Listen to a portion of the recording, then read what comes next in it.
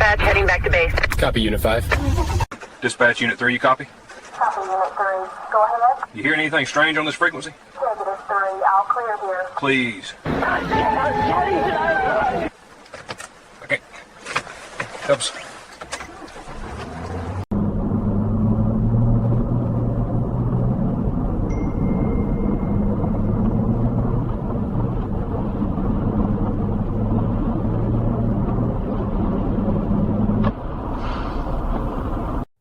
September 7th, 2019, 11:23 p.m., Harlan County, Kentucky.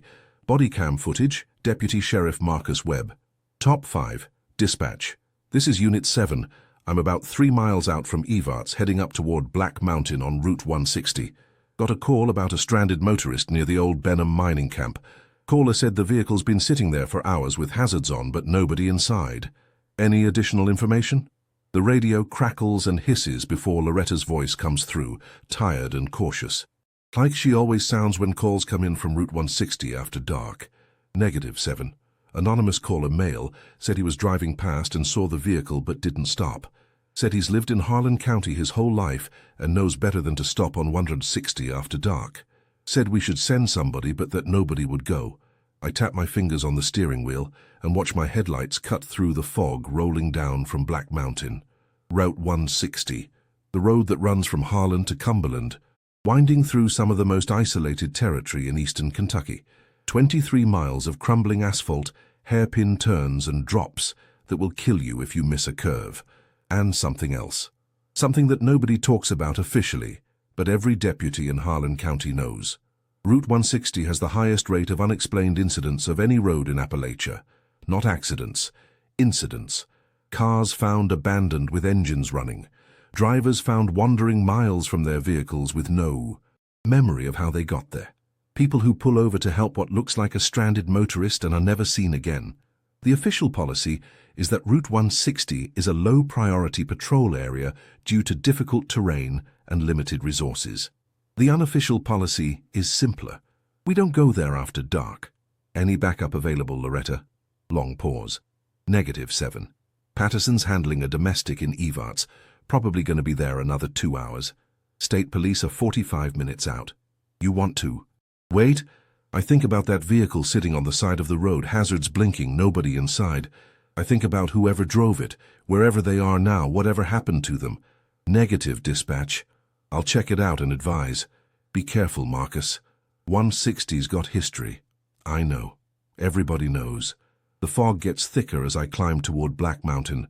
Route 160 winds through territory that was coal country once, company towns and mining camps that thrived in the early 1900s and died when the seams ran out. Now it's just ruins and memories and the descendants of people who were too poor or too stubborn to leave, and something else. The first sign that something's wrong comes about 2 miles up the mountain. My radio starts picking up interference. Not static exactly, but voices. Fragments of conversation that sound official, professional, like dispatch traffic from decades ago. Codes and procedures that haven't been used since the 1970s. Names of deputies who've been dead for 40 years. Unit 7 to dispatch, I say. I'm experiencing radio interference, getting what sounds like old transmissions bleeding through. Can you confirm you're receiving me? Long pause. Then Loretta's voice, distorted but recognizable. Receiving you, 7. Be advised. Interference is common on 160. Don't trust what you hear. The transmission cuts to static. I try to raise her again, but there's nothing, just white noise and those fragments of old voices talking about calls that were answered decades ago, incidents that were closed long before I was born. I keep driving, what else can I do? I find the vehicle about a mile past the old Benham camp.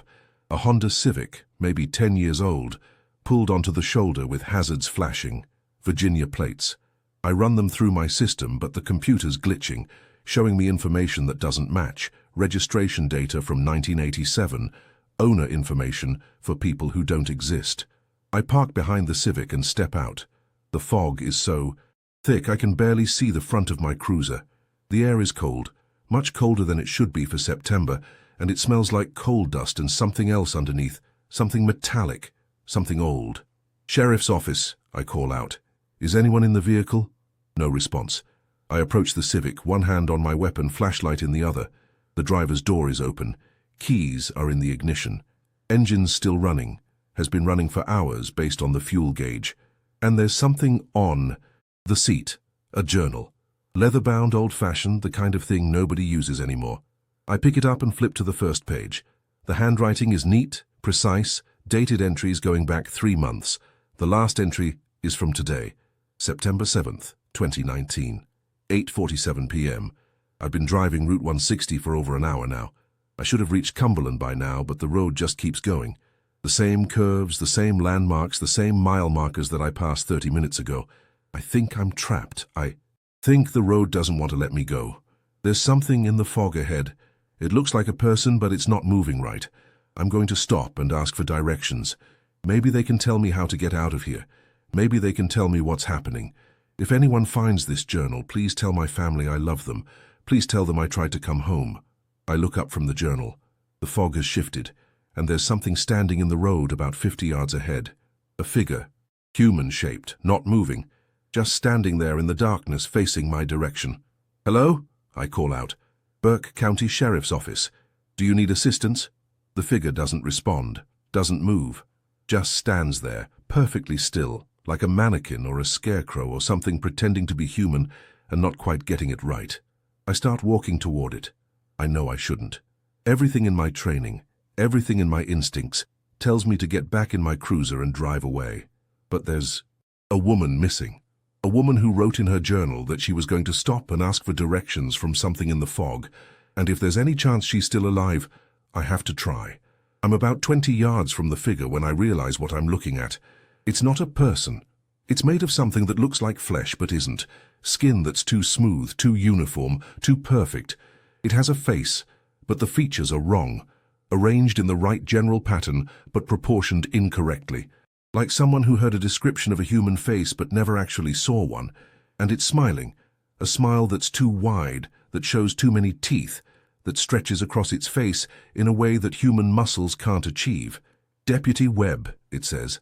My name, spoken in a voice that sounds like gravel shifting, like coal sliding down a hopper, like something that learned human speech by listening to recordings and never quite mastered it. We've been expecting you. Who are you? I keep my weapon ready. But I don't draw. Something tells me it wouldn't matter. What are you? We're the road, it says. We've always been the road. Before the asphalt, before the gravel, before any of you came to these mountains. The paths were ours, the passages were ours, and everyone who travels them belongs to us eventually. The woman who was driving that car. Where is she? The thing's smile widens, impossibly wide, stretching its face until the skin should tear, until the bones should crack, until nothing human remains. She's with us now, it says. She's part of the road, just like all the others, just like you'll be someday when you finally stop fighting. I draw my weapon. I fire 3 rounds into center mass.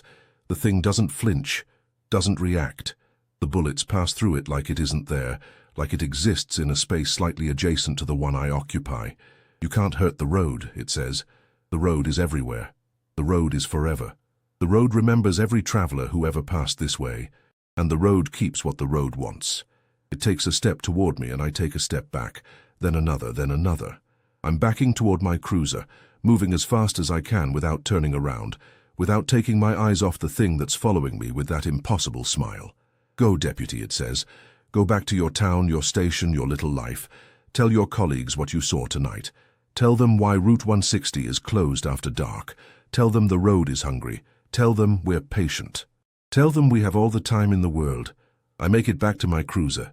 I throw it in reverse and I don't stop until I'm back on Route 421, back in territory that feels normal, back where my radio works and my instruments function, and the air doesn't smell like coal dust and old death. I file my report the next day. Vehicle located, owner missing, no evidence of foul play. Standard language for a standard outcome on Route 160. The Honda Civic is towed to the impound lot. The journal is logged. As evidence, the case is closed, pending new information that will never come. The woman's name was Sarah Chen. She was 26 years old, driving from Knoxville to visit family in Virginia. She never arrived. Her family still calls sometimes, asking if there's been any progress. I tell them we're still investigating. I don't tell them what I saw that night. I don't tell them that their daughter is part of the road now, absorbed into something that has been hunting travelers in these mountains since before humans had names for roads. Route 160 remains officially open, but no deputy in Harlan County patrols it after dark. We know what lives there, we know what it wants, and we know that some roads are better left untraveled. Top 4, March 15, 2021, 2:47 a.m., McDowell County, West Virginia. Dashcam footage, State Trooper Amanda Crenshaw. I've been a trooper in West Virginia for 11 years. I've worked accidents on every road in McDowell County, searched for missing persons, in terrain that would challenge a mountain goat, responded to calls that would give most people nightmares for the rest of their lives. But I don't patrol Colewood Road after midnight anymore. Nobody does. Not since what happened 3 years ago. Not since we lost Trooper Harrison. The call came in at 2:15 a.m. A trucker on Route 52 reported seeing emergency lights on Colewood Road, about 2 miles up from the junction, said it looked like a traffic stop gone wrong, cruiser sitting sideways. Across the road, no movement, no response to his horn. He didn't stop to investigate, said he'd been driving these roads for 30 years and knew better than to stop on Colewood Road in the middle of the night. I was the closest unit. I took the call. Colewood Road runs from Route 52 up into the hollows where the old mining camps used to be. Colewood, Coretta, Vivian, all the little towns that grew up around the mines and died when the coal ran out. Now there's nothing up there but ruins and memories, and the descendants of families who refused to leave even when there was nothing left to stay for. And something else, something that's been on that road since before there was a road, since before there were mines, since before humans first walked into these mountains and called them home. I find Trooper Harrison's cruiser exactly where the trucker said it would be. Sitting sideways across the road, lights still flashing, engines still running, both doors open, nobody inside. I park behind him and step out. The air is wrong, that's the first thing I notice. It's too cold for March, too still, too quiet. No insects, no night birds, no wind, just silence, absolute and oppressive, like the mountain itself is holding its breath. "Trooper Harrison," I call out. "Daniel, it's Crenshaw, are you here?" No response. I check the cruiser. His weapon is still in the holster. His radio is still on the dash. His body cam is running, little red light blinking, recording whatever happened here. But Harrison himself is gone, vanished into the darkness like he never existed. I'm about to call it in when I see the footprints, leading from the driver's side door, across the road, into the tree line. Harrison's boot prints. I recognize the tread pattern, walking steadily toward the forest like he knew exactly where he was going, like something was calling him. I follow. I know I shouldn't. Every instinct, every piece of training tells me to wait for backup, to secure the scene, to do everything by the book. But Harrison is my partner, has been for 3 years. I've trusted him with my life more times than I can count. I'm not going to leave him out here in the dark. The footprints lead into the forest and down a slope that gets steeper with every step. The trees close in overhead until I can't see the sky anymore, just branches tangled together like fingers interlocking. My flashlight barely penetrates the darkness. It's like the light is being absorbed, swallowed by something that doesn't want to be seen. I'm maybe a quarter mile from the road when I find him. Harrison is standing in a clearing, his back to me, perfectly still. He's not alone. There are others around him, figures in the darkness, human-shaped but not human, standing in a circle with Harrison at the center. They're not moving, they're not breathing. They're just there, present in a way that makes my skin crawl. "Daniel," I call out. "Harrison, what's happening? What is this?" He turns to look at me and I see his face, and I understand that whatever is looking out of those eyes, it isn't Daniel Harrison anymore. It isn't human anymore. It's something older, something hungrier, something that has been waiting on this road for a very long time. "They showed me, Crenshaw," he says. His voice is wrong, layered, like multiple people speaking in almost perfect unison. "They showed me what this road really is, what it's always been, where it really goes." I draw my weapon. "Daniel, I need you to come with me. We're going to get you help." He laughs. The figures around him laugh with him, a chorus of sounds that echo off the hollow walls and come from everywhere at once. "You can't help me," he says. "Nobody can. I'm part of the road now. I'm part of what travels it. I've seen where it leads, Crenshaw. I've seen what waits at the end, and it's beautiful." The figures start moving, closing in. I can see their faces now, or what passes for faces. They're wrong, all of them. Features that don't quite line up, proportions that don't match human anatomy, smiles that stretch too wide and show too many teeth. Run, Harrison says. Or whatever's left of Harrison, whatever small piece of him is still in there, still fighting. Run and don't stop. Don't look back. Don't ever come back to this road. I run. I don't remember making the decision. I just run. Crashing through underbrush, scrambling up the slope, not stopping until I reach Harrison's cruiser, until I'm in my own vehicle, until I'm driving. Away from Colewood Road faster than I've ever driven in my life. I don't look back. I don't see if they're following. I just drive until I hit Route 52, until my radio works again, until I can hear other voices, human voices, confirming that the real world still exists. Trooper Daniel Harrison was declared missing on March 16, 2021. His cruiser was recovered, his equipment logged, his body cam footage reviewed by state police investigators. The footage shows Harrison conducting a routine traffic stop on Colewood Road.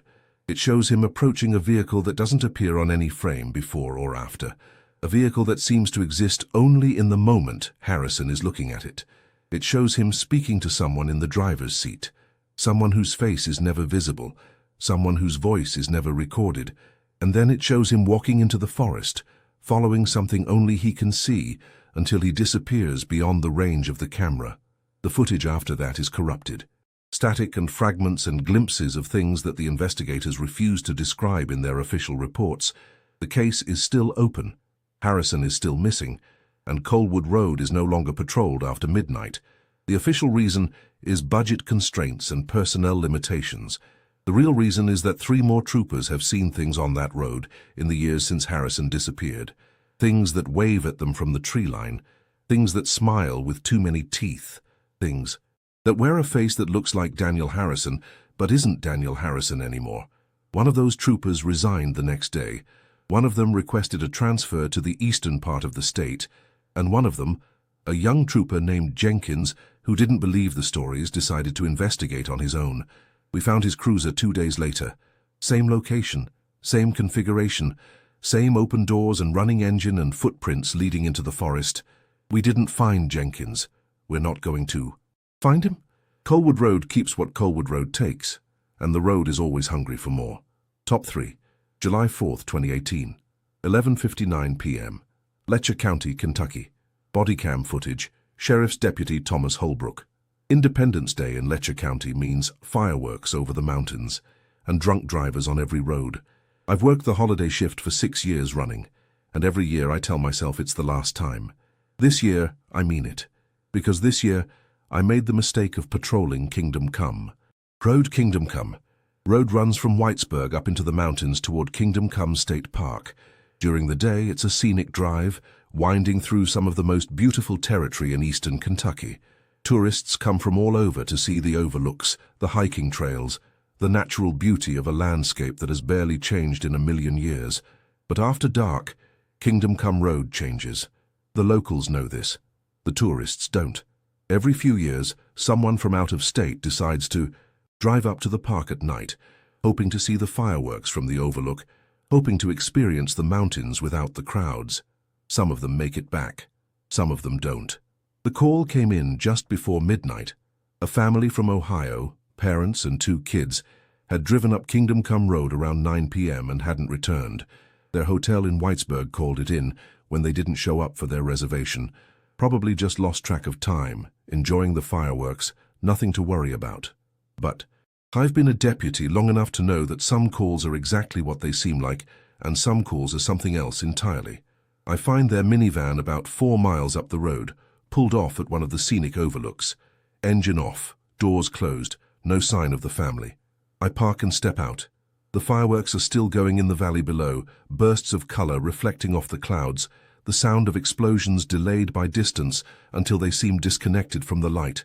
But up here, on E, Kingdom Come Road, everything is silent. The family's name is Patterson.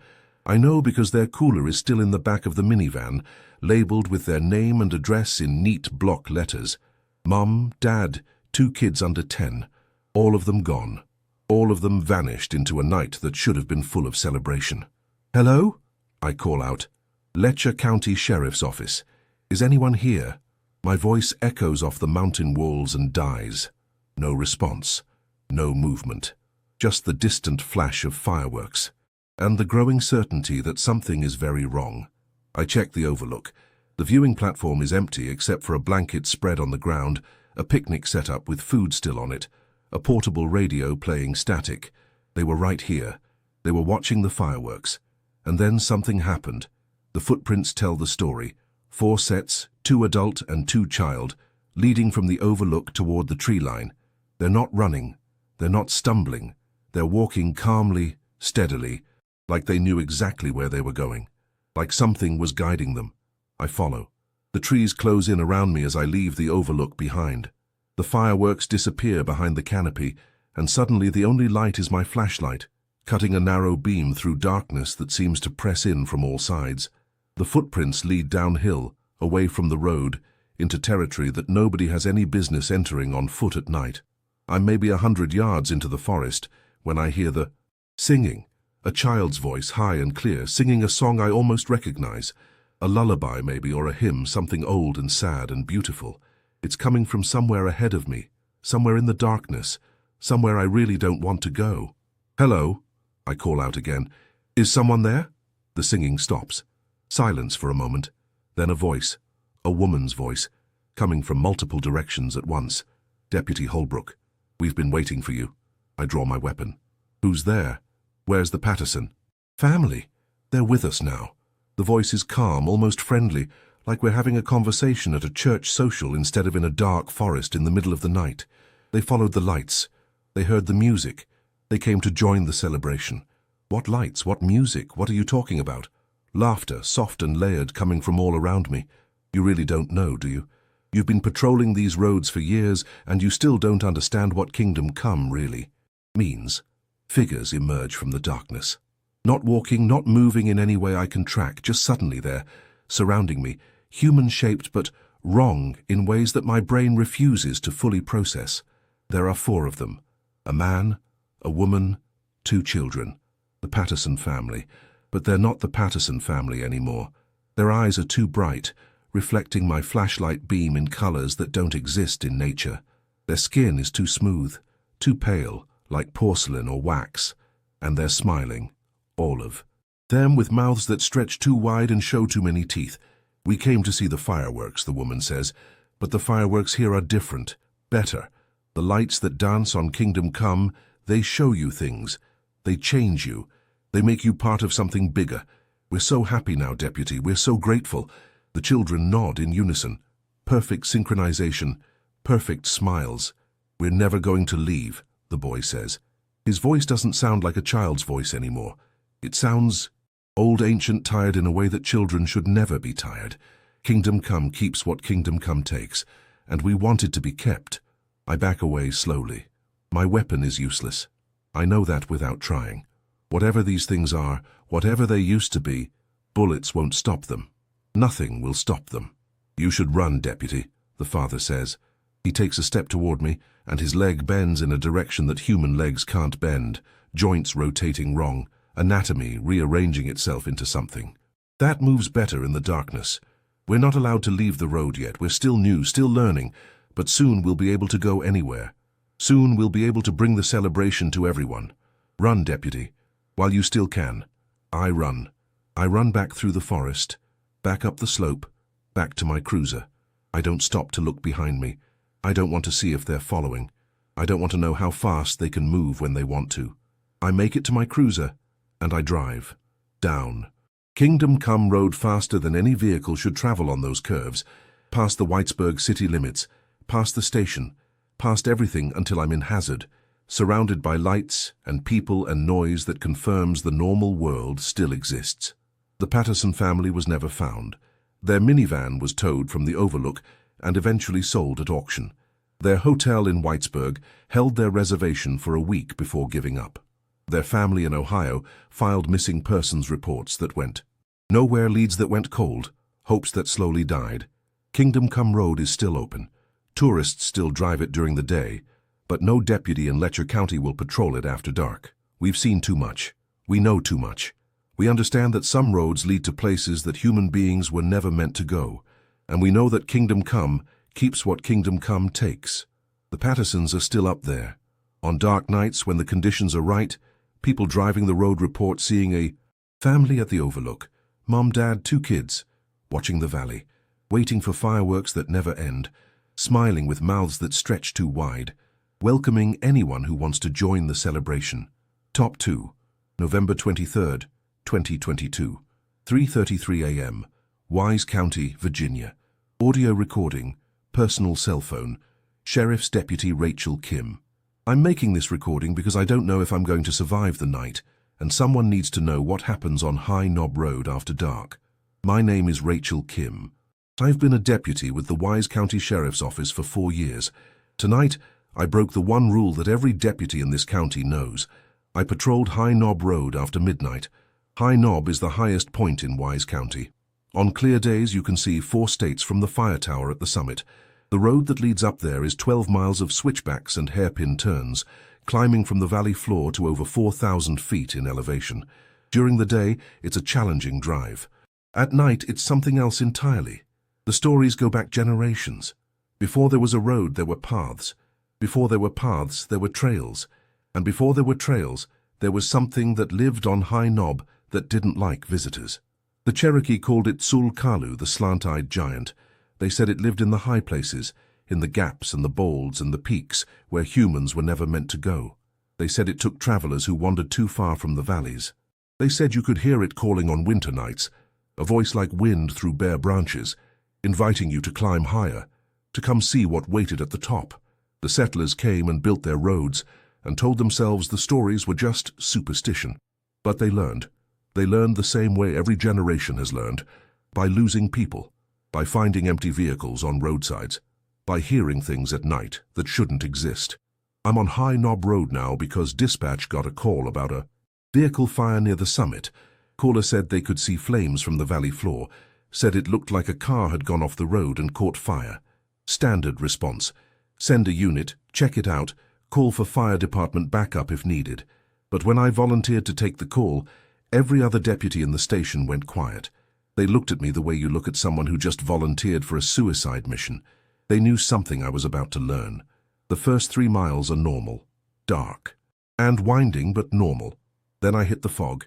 It comes out of nowhere, a wall of grey so thick my headlights barely penetrate. I slow to a crawl, navigating by feel as much as sight. The road is there, I can feel it under my tires, but everything else has disappeared. And then I hear it. A voice somewhere outside my vehicle calling my name. Deputy Kim. It sounds like wind, like rustling leaves, like something trying to remember how human speech works. Deputy Kim. Come and see. I stop the cruiser. I shouldn't stop. Everything in my training tells me to keep moving, to get to the scene, to do my job. But something in that voice paralyzes me. Something in it speaks to a part of my brain that's older than training, older than civilization, older than anything human. Deputy Kim. There's so much to show you. I step out of my cruiser. I don't remember deciding to do it. I just do, like my body is moving without my permission, like something else is controlling my limbs. The fog swirls.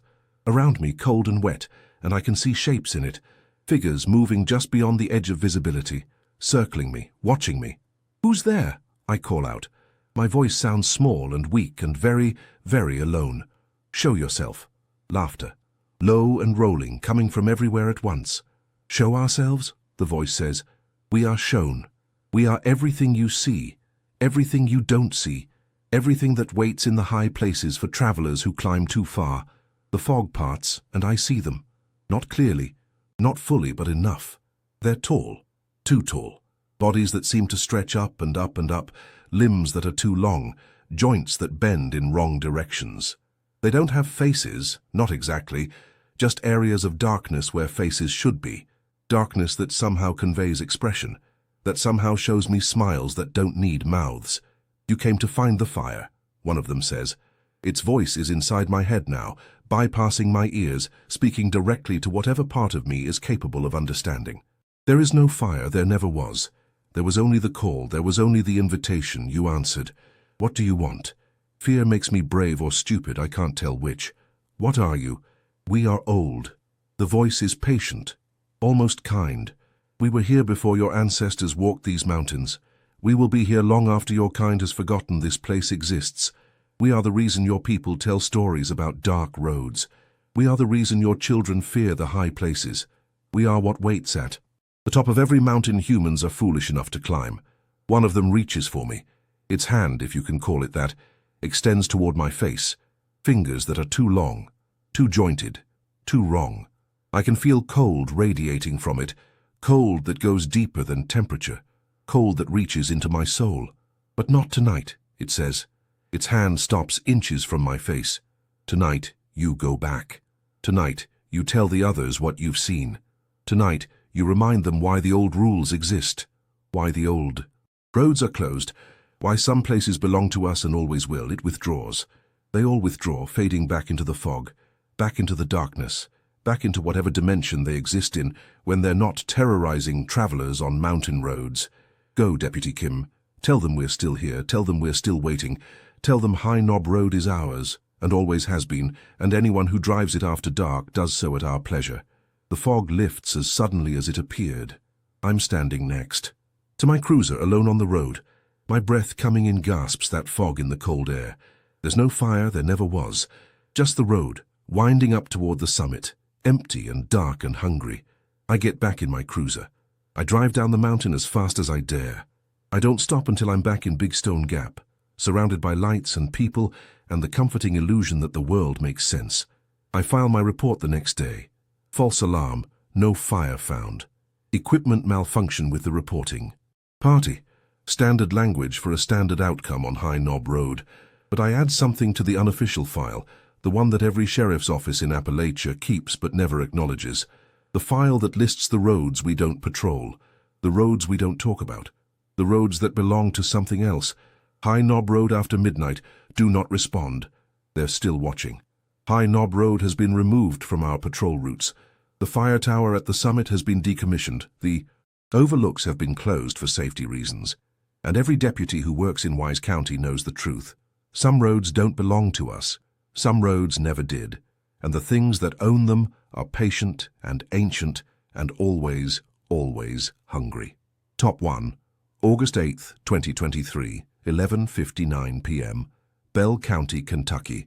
Body cam footage. Final transmission. Sheriff's Deputy Michael Sloan. My name is Michael Sloan. I've been a deputy with Bell County Sheriff's Office for 14 years. Tonight, I'm going to tell you about Pine Mountain Road. And then I'm going to show you why no one should ever drive it after dark. Pine Mountain Road runs from Pineville up to the Virginia state line, following the ridgeline of Pine Mountain for 37 miles. It's the oldest road in Bell County, built on top of trails that the Cherokee used, trails that were old when the Cherokee arrived, trails that something else was using long before humans first set foot in these mountains. The road has a history that doesn't appear in any official record, but every deputy in Bell County knows it. Every deputy has heard the stories. The Model T found in 1923, parked at an overlook, engine still running, family of 5, vanished without a trace. The bus full of CCC workers in 1936, found empty on a switchback, all 32 men gone, their belongings still on the seats, lunch pails still packed with food they never ate. The state trooper in 1957 who radioed dispatch, saying he was stopping to help a stranded motorist and was never heard from again. His cruiser was found 2 weeks later, parked at the exact center of the road, doors welded shut from the inside, no body, no evidence, no explanation. And dozens more, hundreds more, a century of disappearances, a century of empty vehicles, a century of people who drove Pine Mountain Road after dark and never drove anywhere again. The official policy is that Pine Mountain Road is closed from sunset to sunrise due to hazardous driving conditions. The unofficial policy is simpler. The road doesn't belong to us. The road has never belonged to us. And whatever owns it doesn't like trespassers. Tonight I'm breaking that policy. Tonight I'm driving Pine Mountain Road from end to end in the dark, with my body cam recording every second, because I need to know, because I need to understand, because I've spent 14 years telling myself the stories are just stories, and I can't do that anymore. Not after what I've seen, not after what I've lost.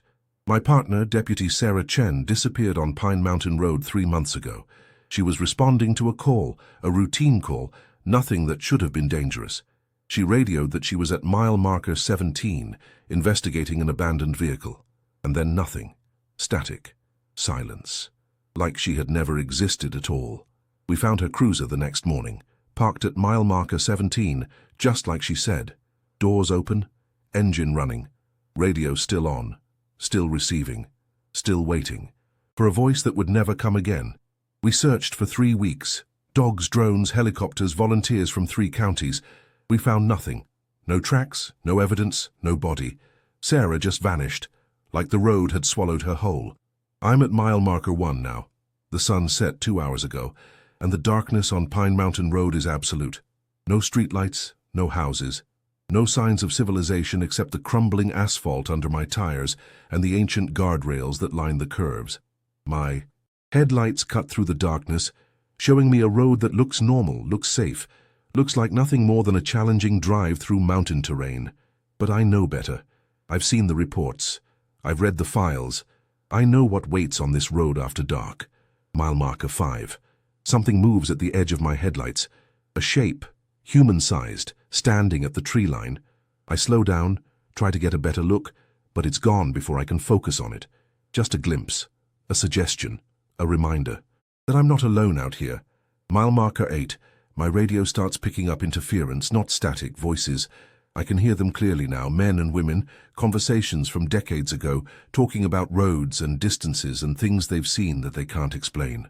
I hear a voice that might be the trooper from 1957, calm and professional, saying he's stopping to assist a motorist. I hear the voice of a woman who might be Sarah, saying she's at mile marker 17, investigating an abandoned vehicle. The voices loop and repeat, layering on top of each other, a chorus of the lost and the taken and the disappeared. Mile marker 12. I see lights ahead, not headlights. Something else. Spheres of pale luminescence, hovering above the road, drifting slowly in my direction. They're beautiful. That's what strikes me first. Beautiful in a way that makes my chest ache, makes my eyes water, makes me want to stop the car and get out and walk toward them. I don't stop. I keep driving, and the lights part around my cruiser, flowing past like water around a stone. As they pass, I hear whispers, words I can't quite make out, in languages I don't recognize, voices that sound like wind and static and something older than human speech. Mile marker 15. The road changes. I don't know how else to describe it. One moment I'm driving on asphalt, the next I'm driving on something else. Stone, maybe, or packed earth, or something that exists in a category my brain doesn't have a name for. The guardrails are gone. The trees are different, older, twisted into shapes that don't match any species I know. And the sky is wrong. Too many stars. Stars in colors that don't exist. Stars arranged in patterns that seem to form words, messages, warnings that I can't quite read. Mile marker 17. I stop. I have to. Because there's a vehicle parked at the side of the road. A cruiser.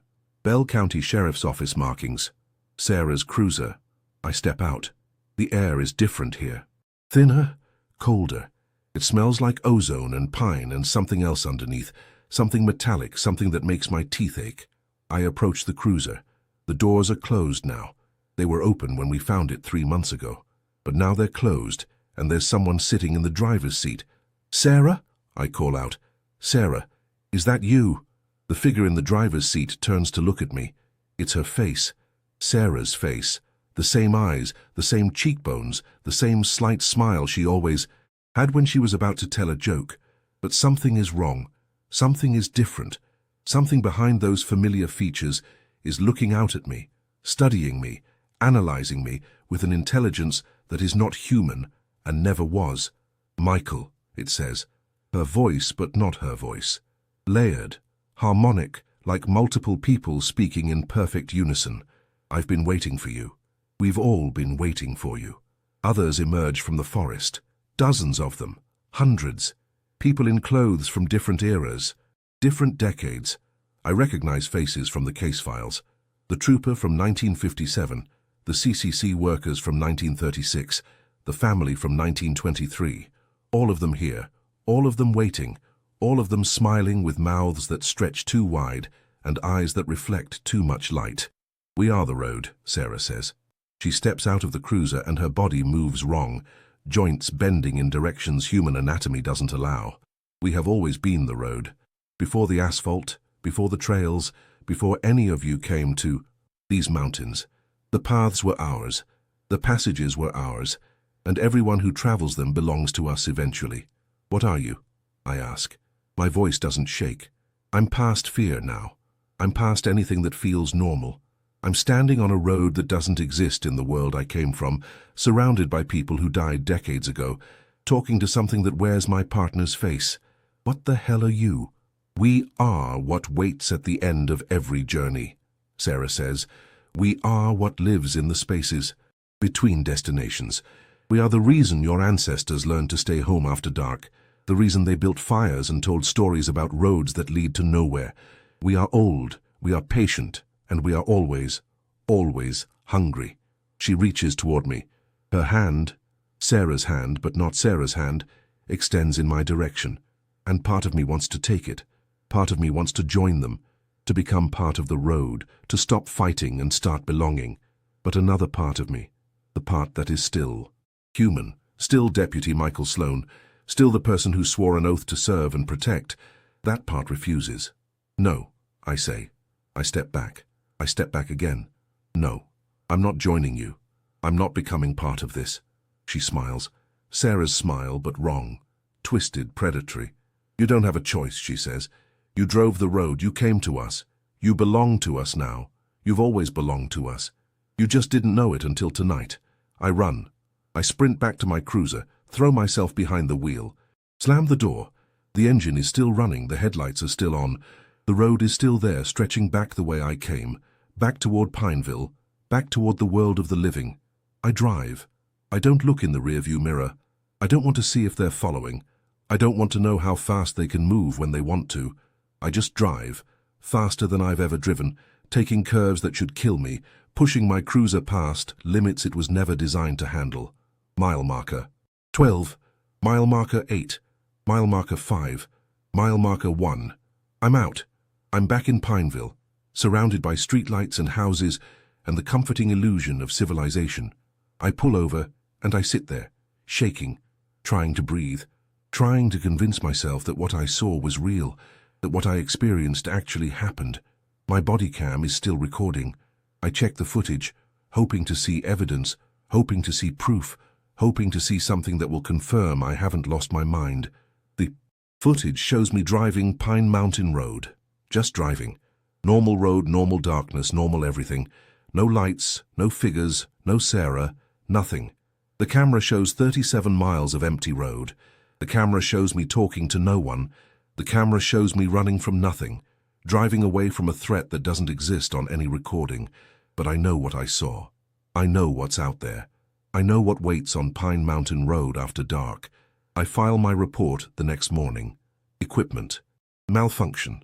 Routine patrol. Nothing to report. I don't mention Sarah.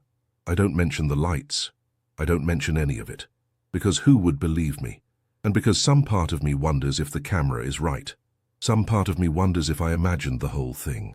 Some part of me wonders if I'm already part of the road, already lost, already taken, and just don't know it yet.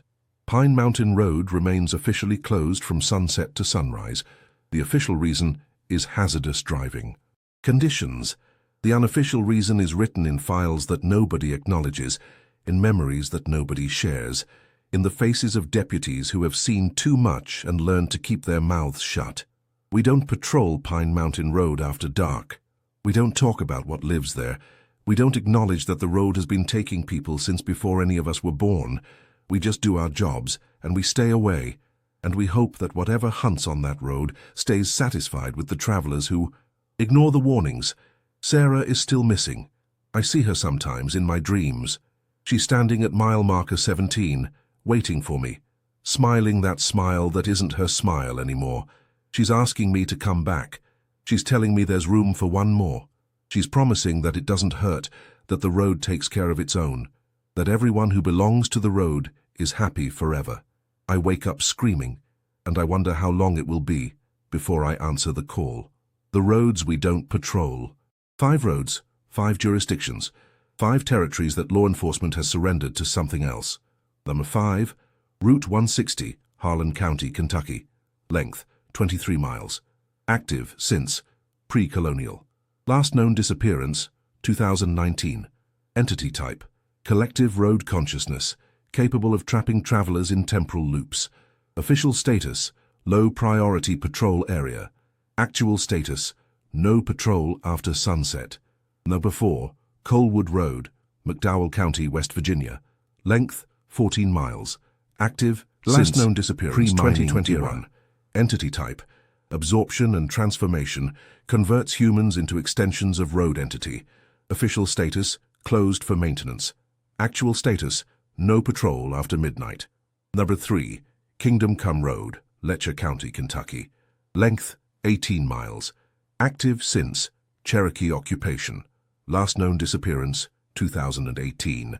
Entity type, light-based lure, transforms travelers into permanent residents. Official status, normal patrol. Actual status, no patrol after dark, no response to calls. Number 2, High Knob Road, Wise County, Virginia. Length, 12 miles. Active since pre-human habitation. Last known contact, 2022. Entity type, ancient territorial beings, possibly Sul, Kalu, or related entities. Official status, closed for safety. Actual status, permanently removed from patrol routes. Number 1, Pine Mountain Road, Bell County, Kentucky. Length, 37 miles. Active since unknown, predates human presence in Appalachians.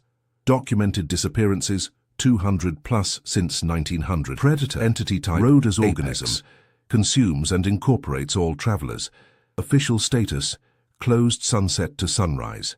Actual status, total law enforcement exclusion, no exceptions. These roads are not abandoned. They are surrendered.